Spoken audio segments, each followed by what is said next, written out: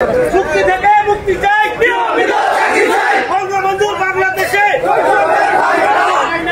আমরা দৈনিক হাজিরা ভিত্তিতে হিসেবে কাজ করতেছি, অথচ আমাদের শিডিউল দেওয়া হয়েছে, মাসিকটা শিডিউল হয়েছে। আমার পার্শ্ববর্তী টেবিলেই দেখা যাচ্ছে যে একই কাজ করতেছি, অথচ আমরা সব ধরনের সুযোগ সুবিধা পাচ্ছি না। সর্বোপরি আমরা বলতে চাই যে আমরা যে চুক্তিভিত্তিক, এই বৈষম্যের চুক্তিভিত্তিক থেকে আমরা নিয়মিত হতে চাই। সারা বাংলাদেশের ৮০টি পল্লী বিদ্যুৎ সমিতির সকল শ্রেণীর কর্মকর্তা কর্মচারী কর্মবিরতিতে আসছি। আমাদের একটাই কারণ, সেটা হলো আমাদের একই প্রতিষ্ঠানে চাকরি করি, সেখানে দ্বৈত নীতি আমরা কখনোই মানব না। আরবি আমাদেরকে বরাবরই জন্মলগ্ন থেকে আমাদেরকে শোষণ, শাসন, নিপীড়ন যেটাই বলেন, বিভিন্নভাবে আমাদের উপর বিভিন্ন কাজকর্ম চাপাই দিচ্ছে। আমরা মাঠে কাজ করতেছি, কিন্তু এর বেনিফিট আমরা পাচ্ছি না। পশ্চিমা শাসকদের মতো সব কিছু শোষণ করে নিয়ে যাচ্ছে আরবি। আমরা কাজ করি,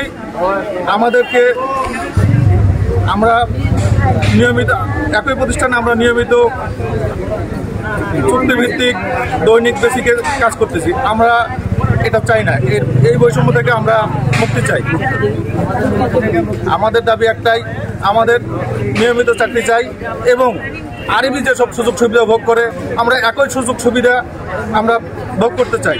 আরবি সাপ্তাহিক ছুটি 2 দিন ভোগ করে, কিন্তু আমাদের কোনো সাপ্তাহিক ছুটি নাই, আমাদের শুক্রবার নাই, শনিবার নাই, আমাদের কোনো সার্ভিস কোড নাই, আমাদের কোনো বেতন গ্রেড নাই। আমাদের চুক্তিতে লেখা আছে আপনাদেরকে 1 নম্বর গ্রেড ধরে বেতন ভাতা হিসাব করে দেওয়া হবে।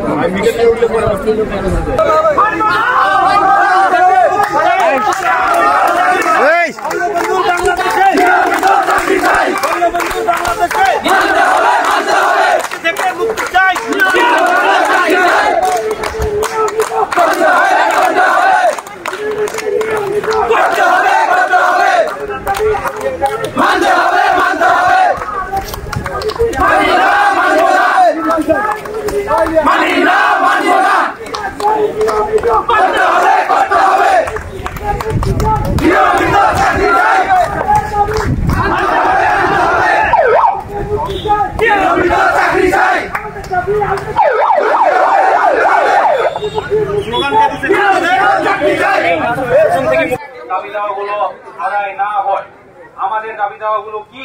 আমাদের দাবি দাওয়াগুলো হচ্ছে প্রধানত যে আমরা শোষণ থেকে মুক্তি চাই। আমরা আরবি এই শোষণ চাচ্ছি না।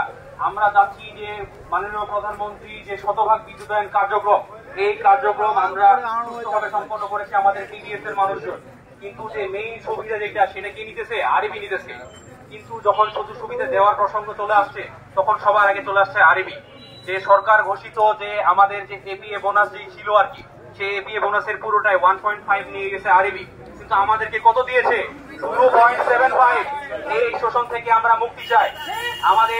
আমাদের আরবিতে যে গ্রেডিং পদ্ধতি বা সরকারি সিস্টেমে যে গ্রেডিং পদ্ধতি রয়েছে 1 থেকে 20, সেই গ্রেডিং পদ্ধতি আমাদেরকে